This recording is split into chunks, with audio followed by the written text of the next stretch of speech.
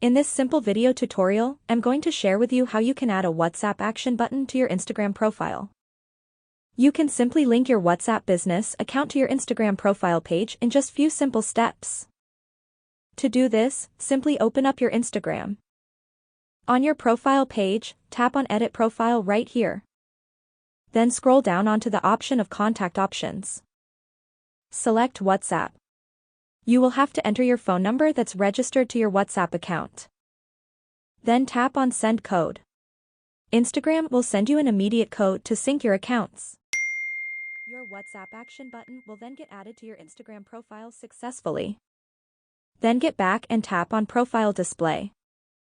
Enable these two options on. Your WhatsApp account button will get displayed to your profile. Anyone can just tap right here to talk to you directly on WhatsApp. That's how easy it is to add WhatsApp action button to your Instagram profile. If you have any questions, just let me know in the comments section down below. Please don't forget to leave a like, share and subscribe for more video tutorials like this one.